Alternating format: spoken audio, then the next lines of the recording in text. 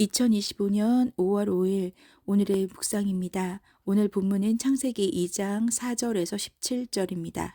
이것이 천지가 창조될 때에 하늘과 땅의 내력이니 여호와 하나님이 땅과 하늘을 만드시던 날에 여호와 하나님이 땅에 비를 내리지 아니하셨고 땅을 갈 사람도 없었으므로 들에는 초목이 아직 없었고 밭에는 채소가 나지 아니하였으며 안개만 땅에서 올라와 온 지면을 적셨더라. 여호와 하나님이 땅의 흙으로 사람을 지으시고 생기를 그 코에 불어넣으시니 사람이 생명이 되니라. 여호와 하나님이 동방의 에덴에 동산을 창설하시고 그 지으신 사람을 거기 두시니라. 여호와 하나님이 그 땅에서 보기에 아름답고 먹기에 좋은 나무가 나게 하시니 동산 가운데에는 생명나무와 선악을 알게 하는 나무도 있더라.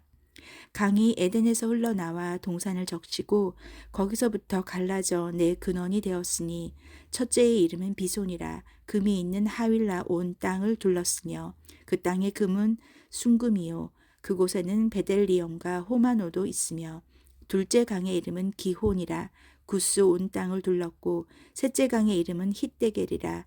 아수르 동쪽에 흘렀으며 넷째 강은 유브라데더라.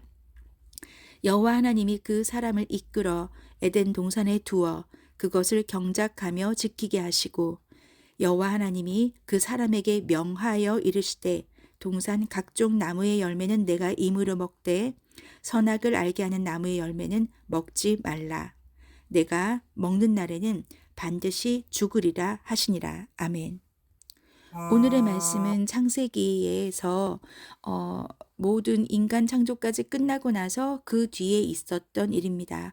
우리가 정말 하나님 안에서 이렇게 죄인이라는 원죄라는 말이 들어가게 됐던 그 배경이 되는 말씀인 거죠. 사람은 단순한 존재가 아닙니다.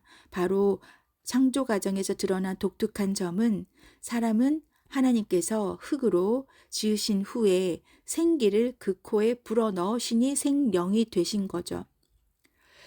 하나님의 생기가 아니라면 사람은 살아있지 못합니다. 즉 그 생기는 가까이 가야 느낄 수 있는 것이고 생기를 불어넣기 위해서는 그 흙으로 지은 사람의 코에 생기를 이렇게 불어넣으신 거죠. 그 말은 그분의 생기가 없으면 우리는 죽은 것이라는 겁니다. 또 하나님 가까이에 거하지 않으면 우리는 살아도 죽은 것입니다. 5월 3일 묵상에서 제가 여러분에게 나누었던 묵상 중에서 하나님 안에서의 안식이 있어야 그래야 우리는 참된 안식을 누릴 수 있다라고 한 것이 바로 이 말인 거죠. 생기를 코에 불어넣기 위해서는 하나님 가까이에 있어야 생기가 들어가고 그 생기는 창조됐을 당시뿐만 아니라 우리가 살아가며 얻을 수 있는 힘의 근원이 되는 것입니다. 하나님을 떠나서 하나님의 교제가 없으면 우리는 참된 안식을 얻지 못하는 것이고 그래서 우리는 그렇게 지음을 받았기에 그렇게 되는 것이죠. 그렇다면 여기서 더 중요한 말씀은 15, 16, 17절인데요. 하나님이 사람에게 하신 명령이 있습니다.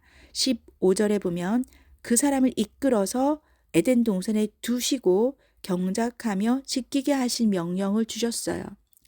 그런데 그건 긍정적인 명령이죠. 하라 하는 명령이니까요. 그런데 부정적인 명령, 즉 하지 말라 금기했던 그 첫 계명은 첫 명령은 바로 선악을 알게 하는 나무의 열매는 먹지 말라 하신 거죠.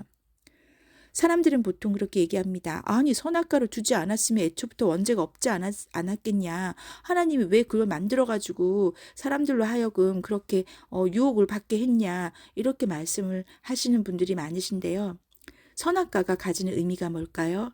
하나님의 통치권 아래에서 피조물로서의 가질 순종을 가르치고 싶으신 거죠. 그 질서 아래에서 순응하는 태도를 보고 싶으셨던 것입니다.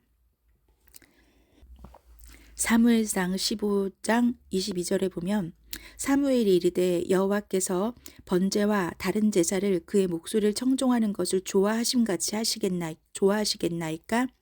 순종이 제사보다 낫고 듣는 것이 순양의 기름보다 나으니. 이 말씀 외에도 얼마나 신명기에서 여호와의 목소리를 청종하는 것이, 청종이라는 게 뭐예요? 듣고 순종하는 거죠. 듣고 순종하는 것이 얼마나 복의 근원이 된다라는 것을 끊임없이 얘기하고 있습니다. 하나님은 에덴 동산에 선악과를 두심으로 우리에게 순종이 정말로 중요하고, 그리고 하나님의 그 통치권 아래에서 아멘 하고 그냥 받아들이는 그 모습을 가르치고 싶으셨던 거예요. 왜냐하면 그분은 창조주이시고 우리는 피조물입니다. 그러면 여기서 여러분께 중요한 제가 도전을 드리고 싶은데요. 지금 우리 삶의 영역에서 하나님이 지정해 두신 선악과는 무엇일까요? 제가 4월 15일 날 고난주간을 보내면서 당신은 반역자입니까? 라는 제목으로 같이 묵상을 나누었던 적이 있습니다.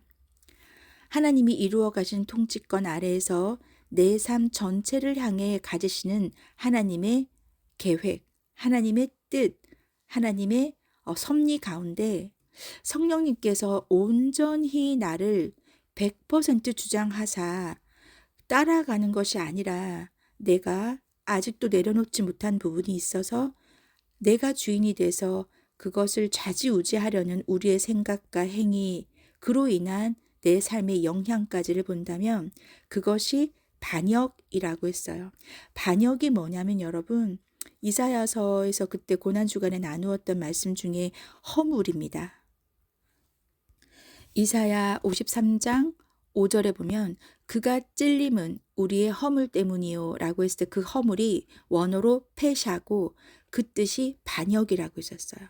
그래서 그때 제가 울컥하는 마음으로 내가 그러려고 했던 건 아니고 내가 하나님한테 반역을 한 적은 없다라고 생각하겠지만 우리의 허물 때문에 예수님께서 찔리셨다면 그 허물이 원어를 보면 페샤라고 하니까 그 반역이라는 게 뭐예요? 통치자에게서 나라를 다스리는 권한을 빼앗으려는 게 반역이잖아요.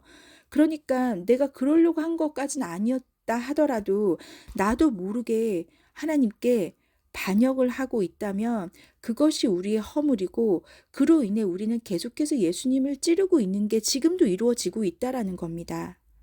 그러면 우리 삶에 아직도 우리 삶의 영역에서 아직도 내가 하나님께 순종하지 못하고 있는 영역, 즉 선악과가 무엇인지를 정확하게 묵상하셔서 오늘 하나님, 제가 아직까지 내려놓지 못하고 순종하지 못하고 있는 부분이 뭔가요?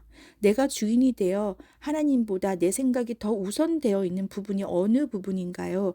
라고 하는 부분을 오늘 우리가 묵상해서 하나님께 그 부분을 깨닫게 달라고 요청하시면서 그렇게 깨달아지는 대로 바로 즉각 순종할 수 있는 우리가 되면 참 좋겠습니다. 기도하겠습니다.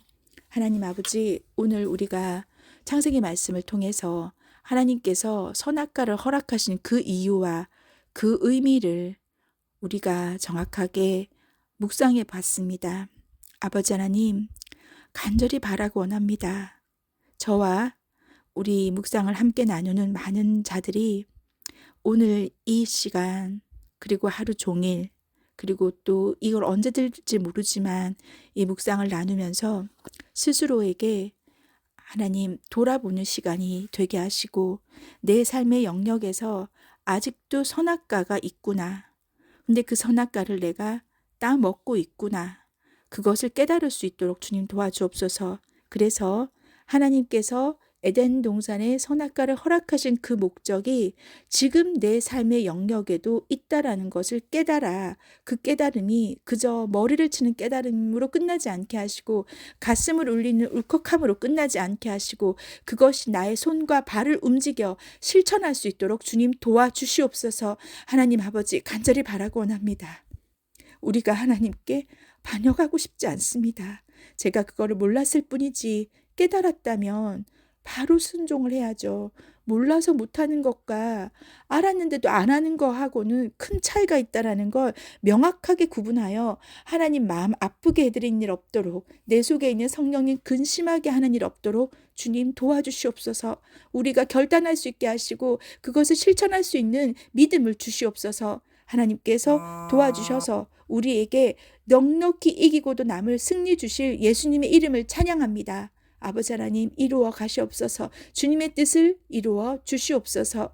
이끄실 주님을 찬양하며 예수님 이름으로 간절히 기도드립니다. 아멘.